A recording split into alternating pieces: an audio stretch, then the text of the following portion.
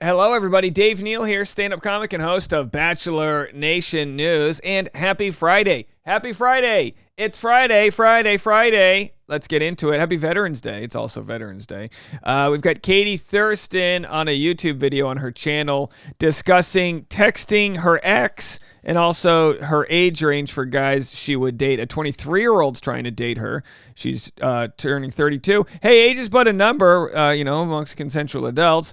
Also talking about clear communication and physical touch. Other, very interesting topics to have within the Bachelor universe with regards to positive communication, finding your match. Be a match of mine and follow me on Instagram at DNeals. I'll be posting stand-up show updates, including my next show in Newport, Rhode Island, which is Saturday, November 26th at a really cool brewery, rejectsbeerco.com. So go check that out. It's going to be a very fun show. And I'm also going to be on Patreon, patreon.com/Dave Neal at 10 a.m. today. If you need free content in a free community, you can go join Dave Neal's community. I just posted this. I'm so excited that I'm releasing a vlog on my vlog channel. Now, this channel is Bachelor Nation News. It's a commentary channel. I talk about news within the Bachelor world, but as I see fit, through my lens, through my point of view. There's different commentary channels with different points of view, but this is through my point of view. Here's a vlog, which is completely different, and here's just a clip for you guys to see. This is a vlog that I just made. It's with the new camera I just bought that is an invisible selfie stick. It's actually using this selfie stick right here. I'm not trying to sell it, but I made this really cool vlog with cool music. You can go check it out as soon as this video is over and see anything you want about that. I do have to shout out, look at these cool shots that it gets. This is really cool for Christmas time here, and zooming around the town. But I share a few fun aspects of my day over there if you want to check that out. So with regards to the point of view and the perspective in which I see the world, through the vlog channel, you can see the world through my eyes, but also through the different comments that we get here. We finally got our first negative review, and I know you're gonna be like, Dave, why are you sharing negative reviews for your new Bachelor channel? Bachelor Rush Hour, here it is right there, Bachelor Rush Hour. Bachelor Rush Hour is a daily podcast you can get everywhere you listen to podcasts, link in the comment section. Well, why would I share negative reviews? Because they're inevitable and they might help the positive people come out of the woodwork, like a tarantula looking to mate, and you can then maybe leave a review yourself. Computer Geek says, do not support this channel. Not only does this man have a holier-than-thou complex, he's obsessed with certain contestants in such a creepy way. He has two contestants that he continuously defends no matter what they do. Otherwise, it's a free-for-all. His content has no flow. It's choppy, and he goes off into other topics that have nothing to do with Bachelor Nation. He preaches grace and freedom of speech, yet he continues to go after contestants and even his own fans who do not agree with him on all of his beliefs. He makes every video he can into a political rant. I'm not listening to Bachelor content for politics. If you want to talk politics so bad, make your own political podcast. This man is arrogant, judgmental, and a hypocrite. There are plenty of other Bachelor podcasts that stick to Bachelor content that I would recommend so much more. Nowhere in that review did they mention that I've got poor audio, so I want to shout out to the audio gods that have bestowed upon me good resonance, good bass, good tremble.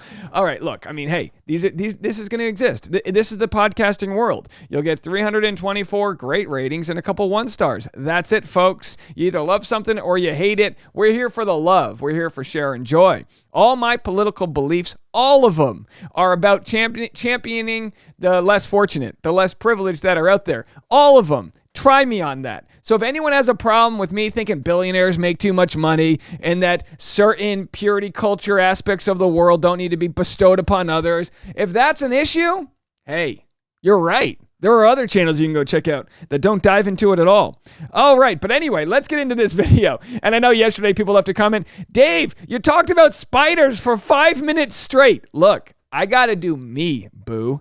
I got to do me. I appreciate everyone who does them. You do you, I do me. If we meet in the middle, we are going to have some harmony. But if we don't, that's okay too. The person who's like, get your own political channel. How about I get my own channel and it doesn't matter what it's about, right? Okay. We appreciate those that stick around. Let's see what Katie has to say here. I've got multiple clips we're going to play. It's a very barrel-scraping day, as you can tell.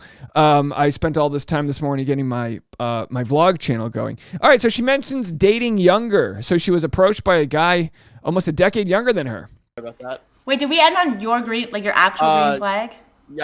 Yeah, I think. Okay. So this is a video called Top 10 Dating Green Flags with Katie Thurston and Wyatt Metzger. So if you want to check out the full video, I think it's a great idea for her to make YouTube content in a listicle format, like top 10. That way, if you're like, I like number 3, let's listen to all of them. It's great for retention. It's really good for content to do. Top 10s. We get the age from that.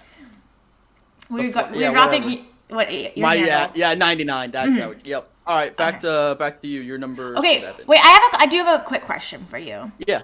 Yep. I do have a 23-year-old trying to go on a date with me. As a 23-year-old guy, and me being a 30-year-old. It's not me, is it? No. Look, yeah, we should clarify. Good. I'm not being. Where would a 23-year-old take you? I bet you one of those places where you throw axes. Although I'd like to go. I'm 37. I'd like to go throw axing. I'd be like, it's for as a 23-year-old, I'd like to take you to a 2-for-1 Bud Light special brewery at 4 p.m. Young 20s, you're broke. Pass it. What, like, is that a thing? Like, do we come off as like cougars, older? Like, what do you, as a young lad, how do you view that? I think we're in the space when you graduate college and then all of a sudden it feels like the floodgates have opened where like you're not bound by ages, because if you think about it, when you're like a senior in college, okay, and then like the freshman in college, there's a 4-year difference there. Okay. But then everyone always think that's super weird, like senior dating a freshman, that's so weird. Like obviously there's difference, they're younger. But then once you enter like the real world, that age difference means a lot less. I know exactly what he's saying. This sounds like what a younger guy will say to an older lady to try to get her to bang him. Well, look, we're all adults here. The age difference doesn't matter. No, but I totally agree. The older you get, the less an age difference matters. They have the rule. Don't hate me for it. It's one of those rules. They say half your age plus 7. So Katie's 31. So half her age would be 15 and a half plus 7 would be 22 and a half. So technically, she's okay dating a 23-year-old. That's in the zone. You know what I mean? Not that it matters there, but interesting. All right, let's go to the 46:05 mark here and jump right into the juicy conversations. Treats strangers well. Now, specifically, it could be wait staff, because that's where it probably stands out the most. But I remember this one time I was walking with this guy, and a homeless man approached us. And I was very curious how he was going to talk to him, treat him, whatever. And he was very nice to him. And I was so turned on by that, because just like this poor man's down on his luck, whatever, and like the guy that I was with was very kind to him, and I was like, green flag, definitely a green flag. Yeah, I think it's a green flag to treat people that are beneath you with as much respect, grace, and compassion as possible. What we have to all realize is we're all one tough decision away from a dark place. You know what I mean? You might have bad health insurance, you slip, you break your ankle. Next thing you know, you're having opioid addiction. You know what I mean? The world can be stuck against you, and we need to do a better job of not judging those that have fallen on harsh times because they don't have the privilege of maybe being in the right mental health space to overcome some of life's obstacles, especially in a world that we live in, which has so many ways that it can beat you down. It's not even about dating or relationships. Any non-negotiable, any friends that don't tip a certain percentage or treat anyone else like they're better than them, to me it's like, no, I'm just gonna, you are a combination of the people you surround yourself with, technically, right? We're all sort of, due to the law of attraction. So if you're surrounding yourself consistently with people whose viewpoints like you don't align with in that way, you are part of the problem. Get out and change. Go find somebody else. All right, here's the topic on that Katie discussed, whether it's okay to text your ex. A healthy relationship with exes. So by that I mean, I'm triggered.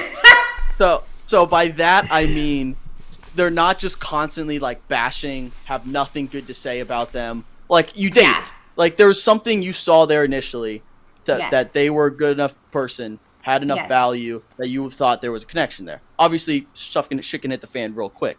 But just like not consistently bashing on their exes. And it's also not the other extreme where it's just like they're still in love with their ex. So there's a medium. You got to be the healthy medium. All right. I agree. By not trash talking your ex, you're telling your current partner that you respect people even if the transactional agreement of dating is gone. Go ahead. What do you got? I just want to know. I get it. I need some clarification. Yeah. So you're on good terms with your ex. You understand that there was a chapter and that chapter is done. Are you guys still friends or talking? The ex? Yes. No.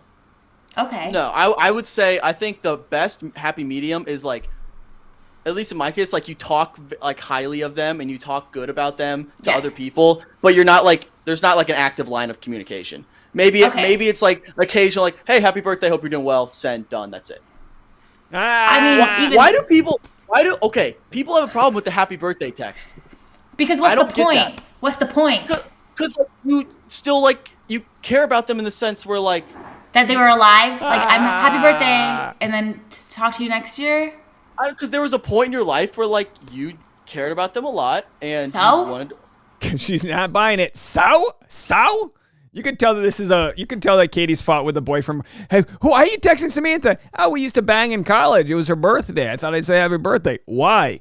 I don't know. I just did. You know what I mean? I agree with Katie on this, but I agree with her because I've been in the situation where I've dated someone who felt it very important to remain communicating to her exes, multiple exes. And I saw it as a way for somebody not willing to mourn the loss of previous relationships. I saw it as somebody who psychologically and maybe it's even like a hoarder complex. Be careful. I said hoarder. Okay. Hors d'oeuvres. A hoarder, like someone who can't throw stuff out. Some people hoard. I gotta be careful. Some people hoard, you dirty hoarder. Some people will hoard a bunch of linen shirts that they'll never wear again because those hold on to some memory and some attachment. They don't want to let them go. I used to kind of be that way because I'll like literally, when I was a kid, I would talk to like toys that I have, By the way, this is the new Insta360. I didn't pay, I paid for this. It wasn't a free gift, so I'm not sponsoring them, but the new vlog is about this camera. Oh boy, is this great for Christmas time.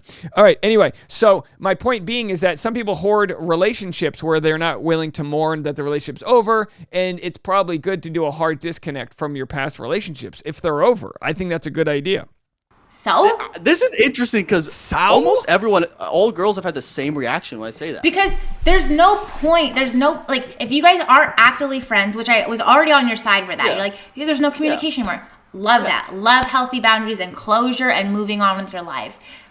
But reaching back out to your ex just for their birthday is just an excuse, a reason, a good reason to reach out. But it's like, why? What are you trying to gain? I think the tougher question to ask Katie now, to push to see where her edge would be, would you reach out to an ex when someone significant in their life passes away? Because that's another thing where like so-and-so's mom dies and you go, oh my gosh, oh boy, I'm so sorry for your loss. Is that a worthy thing to do? By telling them them happy birthday. Why?